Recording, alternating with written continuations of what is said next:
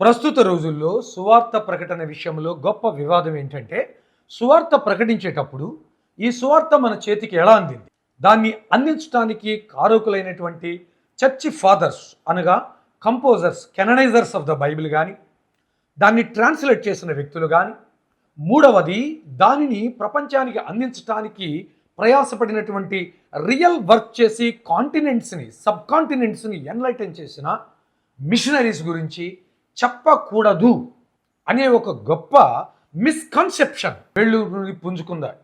ఇది చాలా ప్రమాదకరమైన విషయం. దీనినే సాటన్స్ పాజిటివ్ ట్రిక్స్ అంటారు. అపవాది యొక్క అనుకూలముగా కనబడేటువంటి కొన్ని తంత్రాలు, అవి క్రైస్తవ్యానికి మేలు చేస్తున్నట్లుగా కనబడతాయి కానీ తెలియని కీడు చేస్తాయి. ఈ విషయంలో కొన్ని ముఖ్యాంశాలు ఈరోజు చెప్పడానికి బౌత్ మీడియాలో మేము ముందుకు రావడం జరిగింది. ఒకటి, ప్రారంభం నుంచి అసలు సువార్త ఎలా జరిగిందంటే, మీరు చర్చి ఫాదర్స్ టైంలో చూసుకుంటే బిగినింగ్ నుంచి వాళ్ళు సువార్తతో పాటు హాస్పిటల్స్ కట్టారు, సువార్తతో పాటు స్కూల్స్ ఎస్టాబ్లిష్ చేశారు. బైబిల్ కాలేజెస్లో theology, anatomy, biology, botany, philosophy, astronomy అనే సబ్జెక్టులు కూడా బిగినింగ్ నుంచి టీచ్ చేసుకుంటూ వచ్చేవాళ్ళు.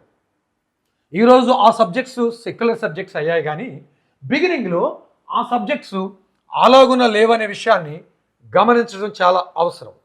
మీకు ముఖ్యాంశాలు 3 గుర్తు చేయడానికి ఇష్టపడతా ఉన్నాను. Number 1 is church fathers. అసలు ఫస్ట్ బైబిల్ గ్రంథంలో కొత్త నిబంధన, పాత నిబంధన ఎలాగో క్రీస్తుకు పూర్వం 350 కాలంలోనే గ్రీకులోకి ట్రాన్స్లేట్ అయిపోయింది. తనాక్ 39 గ్రంథాలు. యూదులు ఈ 39 గ్రంథాలను మాత్రమే వాడతారు. అంతేకాదు ప్రొటెస్టెంట్ చర్చ్ కూడా ఈ 39 గ్రంథాలను యాక్సెప్ట్ చేసినాయి. యూదులు పాత నిబంధనలో 39 గ్రంథాలకు ఎడిషనల్గా ఒకటి కలిపినా ఒకటి తీసివేసినా వాళ్ళు ఒప్పుకోరు.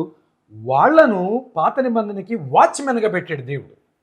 కొత్త నిబంధనకి వాచ్మెన్గా మనల్ని పెట్టారు. దేవుని వాక్యం మనల్ని కాపాడితే మనము దేవుని యొక్క వాక్యపు కెననైజేషన్ని కాపాడాలి.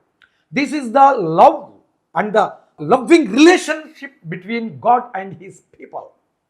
ఓకే, ముఖ్యాంశాలు చెప్తాను. అసలు ఈ వివాదం ఏంటి, ఎందుకు బైబిల్లో ఉన్నటువంటి ఆ బైబిల్ని కెననైజ్ చేసినటువంటి స్కాలర్స్ గురించి కానీ, ఆ ప్రారంభపు దైవజనులైనటువంటి ఇరేనియస్ మొదలుకొని అథనేషియస్ వరకు ఉన్న వాళ్ళ గురించి చెప్పిన ట్రాన్స్లేటర్స్ అయినటువంటి ఈ టిండేల్ కానివ్వండి, లేకపోతే మన ఇల్రిచ్ జ్వింగ్లీ కానివ్వండి, వీళ్ళ గురించి చెప్పిన ట్రాన్స్లేటర్స్ కమ్ మిషనరీస్గా ఉన్నటువంటి David Livingstone, William Carey, Hudson Taylor, Adoniram Judson and some other important missionaries గురించి చెప్పిన వీళ్ళకి ఎందుకు ఇబ్బంది అవుతుంది, వాళ్ళ గురించి చెప్పపోతే ప్రమాదం ఏంటి, ఒకసారి నేను మీకు డిస్కషన్ చేసిన తర్వాత I would like to have some important talk relating to this ministry. ఒకసారి మనం విందాం. ఏం జరిగిందంటే, మొట్టమొదటి హాస్పిటల్, క్రిస్టియన్ హాస్పిటల్ అనేది ప్రపంచంలో దైవజనుడైనటువంటి జాన్ క్రిసోస్టమ్ స్టార్ట్ చేశాడు. పర్ఫెక్ట్ బైబిల్ బయటకు వచ్చిన తర్వాత 328, 330 ఆ ప్రాంతంలో పర్ఫెక్ట్ బైబిల్ని ట్రాన్స్లేట్ చేశాడు, కంపైల్ చేసి ఒక చోట గ్రీక్ భాషలో చూపించాడు.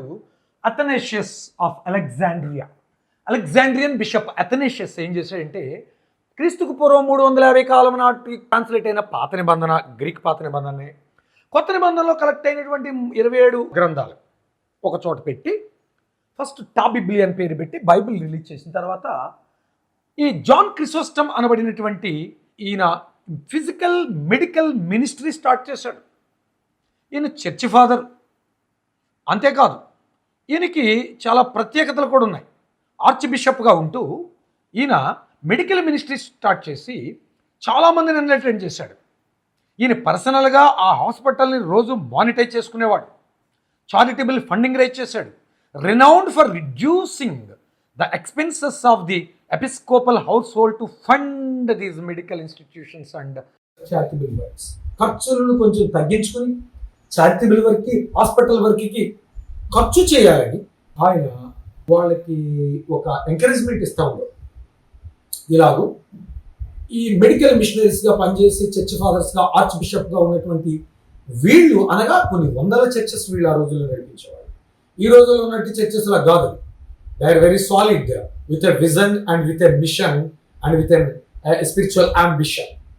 ఒక దార్శనికత, ఒక క్యాంపెయినింగ్, ఒక రకమైనటువంటి ఆత్మీయ, ఒక స్పిరిచువల్ ఇన్డెప్త్ బర్డెన్ కలిగినటువంటి దైవజనులు. ఈ రోజుల్లో ఇవి ఎందుకు చెప్పట్లే?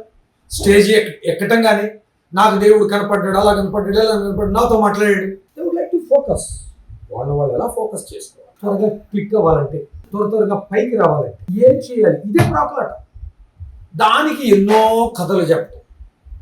అంత అర్థం చేసుకోలేని వాళ్ళు ఎవరు లేరు. నువ్వు దేవుని ఫోకస్ చేస్తున్నావా, నిన్ను నువ్వు ఫోకస్ చేసుకుంటున్నావా? అంత తెలుసుకోలేని వాళ్ళు ఎవరు లేరు. బైబిల్ వాక్యాన్ని పట్టుకుని అటు నుంచి ఇటు నుంచి దిప్పినంత మాత్రాన ఏది అడ్డం పెట్టుకుని ఏం చేయాలనుకుంటున్నావో అందరికీ తెలుసు. కానీ మనం అందరము దీనిని తగ్గించుకోవాలి. ఎవరు ఇక్కడ హెచ్చించుకున్న తగదు. అయితే మన ముఖ్యాంశాలు ఒకటి, without using the church history చెప్పుకోకుండా ఏ విధంగా మనం దెబ్బతింటాం. వితౌట్ యూజింగ్ ద సైన్స్, అసలు సైంటిఫిక్ ఆస్పెక్ట్ టచ్ అయిపోతే ఏం జరుగుతుంది. వితౌట్ యూజింగ్ మెడికల్ ఆస్పెక్ట్ అనేది మనం టచ్ చేయకుండా ఎలా వెళ్తాం, లేకపోతే health aspect. Without knowing other evidences, అనేకమైన ఎవిడెన్సెస్ ఉన్నాయి. Bible is the first hand evidence.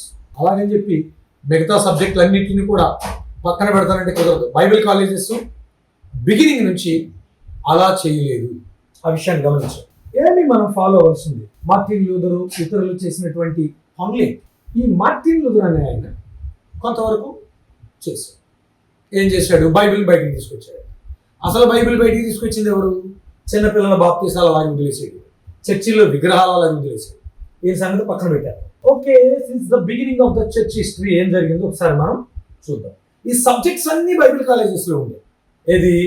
Medicine, theology, anatomy, biology and astronomy along with philosophy. ఇవన్నీ బైబిల్ కాలేజీలో బిగినింగ్లో టీచ్ చేసేవాళ్ళు. అంతేకాదు, అసలు ఒక బ్యాలెన్స్డ్ ప్రీచింగ్ అనేది ఎలా ఉంటుందో ఈరోజు మీకు చెప్పాలని నేను అనుకుంటాను. చూడండి, ఈయన పేరు ఇరేనియస్ ఆఫ్ లియోన్, ఒక church bishop. He is the student of John the apostle. Irenaeus అనేటువంటి ఈ చర్చి ఫాదర్ డైరెక్ట్గా అపోస్తలుడైన యోహాను దగ్గర ట్రైనింగ్ అయిన దైవజనుడు ఒక ఆయన ఉన్నాడు. ఆయన పేరేంటి? పాలికార్ప్. ఈ జాన్ అపోస్తలుడైన యోహాను దగ్గర పాలికార్ప్ ట్రైనింగ్ అయితే డైరెక్ట్గా పాలికార్ప్ దగ్గర ఇరేనియస్ ట్రైనింగ్. ఈయన 4 సువార్తలను ఒక చోటకి తీసుకొచ్చి ఫస్ట్ కెననైజ్ చేశాడు. చేతిలో 4 సువార్తలు పట్టుకున్నాం. 5వ సువార్త ఏది అని అడిగితే ఎలా చెప్తావు? మా ఇష్టం అండి, మేము 4 సువార్తలు అంటాం, నువ్వు 5 సువార్తలు అనుకో అని చెప్తావా? అట్లా కుదరదు. 4 సువార్తలు పెట్టి ఈ ఇరేనియస్ ఏం చేశాడు? ఎగ్జాక్ట్గా వాక్యములో నుంచి ప్రవచనాత్మకమైనటువంటి ప్రూఫ్ యెహెజ్కేలు గ్రంథంలో చూపించాడు. దోస్ 4 క్రీచర్స్, ఆ 4 జీవులు 4 సువార్తలకు ఎలా ఎగ్జాక్ట్ కంపాటిబిలిటీ చెప్పగలిగాడు. ఆ తర్వాత 5వ సువార్తను కలపటానికి కానీ లేకపోతే 3 సువార్తలుగా మార్చడానికి కానీ ఎవరికి ధైర్యం సరిపోలేదు. మనం మాట్లాడేది లాజికల్గా ఉండాలి. అది స్పిరిచువల్గా లాజికల్గా ఉండాలి, సైకలాజికల్గా లాజికల్గా ఉండాలి, హిస్టారికల్గా లాజికల్గా ఉండాలి. మనకు నోటికి వచ్చింది సందర్భాన్ని బట్టి మేము మాట్లాడతాం, దాన్ని మీకు తోచినట్లుగా మీరు అప్లై చేసుకోండి అంటే దేవుడు ఊరుకోడు. దేవుని ఆత్మచేత ప్రేరేపించబడుతున్న బైబిల్ స్కాలర్స్ అసలు ఊరుకోడు. మీకు అర్థమైంది కదా? మొట్టమొదటి కెననైజేషన్ బైబిల్ కొత్త నిబంధన ఎక్కడి నుంచి వచ్చిందో? అపోస్తలుడైన యోహాను శిష్యుడు, డైరెక్ట్ డిజెండెంట్ ఆర్ డిసైపుల్ అయినటువంటి ఇరేనియస్, అనగా పోలికార్ప్ దగ్గర ట్రైనింగ్ అయిన ఇరేనియస్ ఆఫ్ లియోన్ అనే బిషప్ మొట్టమొదటి కొత్త నిబంధన 4 సువార్తలను కెననైజ్ చేయటం అనేది జరిగింది. చూడండి, ముఖ్యాంశాలు మీకు నేను చెప్పగొరుతా ఉన్నాను. ఇలాగూ ఈయన సువార్త పరిచర్యలో చాలా వర్క్ చేశాడు. Is also called as the champion of the incarnation. అంటే God the Lord Jesus used Irenaeus to minister to people in his own time and place. ఆయన ఏ విధంగా తను ఫిజికల్ లైఫ్లో, ప్రాక్టికల్ లైఫ్లో క్రీస్తును చూపించాడు అనేది మనం ఇక్కడ చూడవచ్చు. వీళ్ళందరూ ఎవరు? ఈ ఇరేనియస్ మొదలుకొని ఎథనీషియస్ వరకు ఫస్ట్ 400, ఇది మీరు చూస్తే 450లో Jerome's first Bible commentary, full commentary రాసినాడు. ఈ 500 సంవత్సరాలు ఉన్నటువంటి వారిని చర్చి ఫాదర్స్ అంటారు. ఆ తర్వాత దాదాపుగా ఒక 700-800 సంవత్సరాలు గ్యాప్, చీకటి యుగంలాగా గడిచి రక్షణ పొందేవాడు పొందుతూనే ఉన్నారు, కానీ సువార్త విస్తృతంగా ప్రకటించబడాలి. ఆ తరువాత జాన్ క్రిజోస్టమ్, దీని గురించి నాకు మీకు చెప్పాను కదా, మొట్టమొదటి మెడికల్ మిషన్ స్టార్ట్ చేశాడు చర్చ్ తరపున. అరౌండ్ 400 కొంచెం ముందు తర్వాత హాస్పిటల్స్ నడిపించాడు. ఈయన ఒక ఫేమస్ బిషప్గా ఉన్నాడు, ఆర్చ్ బిషప్గా ఉన్నాడు, అనేకలను ప్రభువులోకి నడిపించాడు. Staffing and structure. He appointed clergy to supervise these institutions and staffed them with the physicians and monks who provided nursing care with an emphasis on treating the improvised sick. ఈ sick అయిన వాళ్ళని better చేయడానికి, ఆరోగ్యాలు better చేయడానికి ఆయన స్టాఫ్ని appoint చేసి వాళ్ళ బాగోగులు చూసుకుని హాస్పిటల్స్ నడిపించారు. ఇక ట్రాన్స్లేటర్స్ యొక్క ఎరా, ఈ తర్జుమాదారుల కాలం. ఎవరు మనకి టిండేల్ కంటే 150 years బ్యాక్ జాన్ విక్లిఫ్ చెప్పాలని చాలా మంది దీని మీద చాలా ఎపిసోడ్లు వస్తాయి, అప్పుడు అయిపోవాలి. జాన్ విక్లిఫ్ కంటే 150 సంవత్సరాలకి, ఈయన కంటే టిండేల్ గారి కంటే ముందు జాన్ విక్లిఫ్ దాదాపుగా 150 సంవత్సరాల ముందు జాన్ విక్లిఫ్ లాటిన్ వల్గేట్ నుంచి చేశాడు. ఇది 1500 సంవత్సరానికి, క్రీస్తు శకం 1500 సంవత్సరాలకి, దాదాపుగా 150 సంవత్సరాల ముందు. ఆ తర్వాత ఆయన చనిపోయిన కొద్ది కాలానికి అది first ever printing book in the world అయింది. జోహన్నెస్ గుటెన్బర్గ్ యొక్క ప్రింటింగ్ ప్రెస్ మీద the first ever printed book in the world is the Bible Latin Vulgate translated in English by John Wycliffe. మంచిది, జాన్ విక్లిఫ్ గారు అలా చేశారు. ఆ తర్వాత 150 సంవత్సరాలకు విలియం టిండేల్ గారు ఏం చేశాడంటే ఒరిజినల్ హీబ్రూ గ్రీకులో నుంచి, ఇప్పుడు మనం అందరం చదువుకుంటున్న బైబిల్కి మూలం ఇదే, హీబ్రూ గ్రీకుల నుంచి ఆయన ఒరిజినల్ ఇంగ్లీష్ బైబిల్ని తీసుకొచ్చి ఇంగ్లీష్ బైబిల్నే కాదు ఇంగ్లీష్ భాషకు ఆర్కిటెక్ట్ అయ్యాడు. ఆయనకి 3 బిరుదులు ఉన్నాయని చాలాసార్లు చెప్పారు. ఒకటి ఫాదర్ ఆఫ్ ఇంగ్లీష్ బైబిల్ అన్నారు, రెండవది ఆర్కిటెక్ట్ ఆఫ్ ఇంగ్లీష్ లాంగ్వేజ్ అన్నారు, మూడవది కెప్టెన్ ఆఫ్ ది ట్రాన్స్లేటర్స్ అని కూడా ఆయన అన్నారు. He lived only around 42 years. Okay, let us come to the main point. ఈయనతో పాటు ఇంకా ప్రముఖులు ఎవరు ట్రాన్స్లేట్ చేసిన వాళ్ళు సెకండ్ ప్లేస్లోకి వచ్చేటప్పటికి విలియం టిండేల్తో పాటు యుల్రిచ్ జ్వింగ్లీ ఉన్నాడు, స్విట్జర్లాండ్లోకి ఆయన భాషలో వచ్చేసాడు, స్విట్జర్లాండ్. ఆ తర్వాత మార్టిన్ లూథర్ జర్మన్ భాషలోకి చేయగలిగారు, వీళ్ళ చరిత్ర. ఆ తర్వాత మనకి ప్రాముఖ్యమైన చరిత్రలు ఇవి మిషనరీస్, వీళ్ళు ట్రాన్స్లేట్ చేశారు బైబిల్ని, ఆయా ఖండాలకు దేశాలకు దాన్ని తీసుకుని వెళ్ళారు. ఎలా తీసుకువెళ్ళారు, ఎంత కష్టపడ్డారు చూశారు కదా. ఆఫ్రికా అరణ్య ఎడారులు, అది ఎడారి అరణ్యం కూడా ఆఫ్రికా అనేది, అది ఏ మిక్స్డ్ థింగ్ లైక్ ఏ అమెజాన్ ప్లేస్ సౌత్ ఆఫ్రికా టైప్లో ఉంటుంది. ఆఫ్రికన్స్కి వీళ్ళు చేసిన త్యాగం, సింహాలతోనే పోరాడారు, చేతులు పోగొట్టుకున్నారా, జబ్బలు జారిపోయి, కండ్లు మసకొచ్చాయి. So many things they face. They sacrifice their family lives and then Africans Bible. ఇలా 3 బిట్స్గా ఇవి మనకు ఉంటాయి. ఒకటి ఫస్ట్ అండ్ ఫార్మోస్ట్ బైబిల్, అది ఎలాగుంటుంది.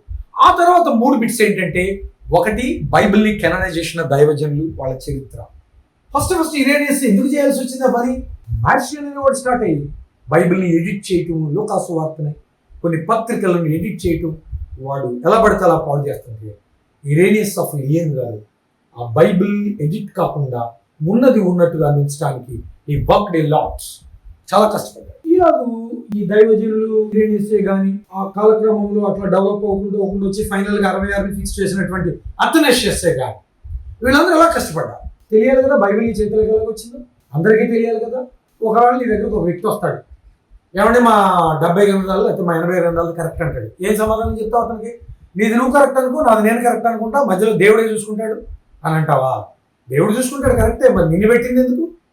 నీ గుట్టి పెంకే పెట్టలేదుగా, లోపల బ్రెయిన్ పెట్టాడు కదా దేవుడు. వాళ్ళకి చెప్పవా ఈ విధంగా ఇది కరెక్ట్, ఈ విధంగా ఇది తప్పని ఎక్స్ప్లెయిన్ చేయవా? దేవుని సువార్తను క్యాజువల్గా క్యాలెస్గా ఎంచొద్దు. ప్రయాసపడి రకరకాల ఆస్పెక్ట్స్లో సువార్తను మోసుకెళ్ళి క్రైస్తవ్యాన్ని వెలిగింప చూస్తున్న వాళ్ళతో చేతులు కలుపుతాం, విస్తారంగా సువార్తను ప్రకటిద్దాం. అపాలజిటికల్గా, లాజికల్గా, సిస్టమేటిక్గా, హిస్టారికల్గా సువార్తను మరిన్ని కోణాలలో మోసుకెళ్ళి ఫలభరితమైన సేవ చేసి దైవాశీస్సులు పొందే కృప ఆయనే మనకి సదా దయచేసి మహిమ పొందునుగాక. ఆమేన్.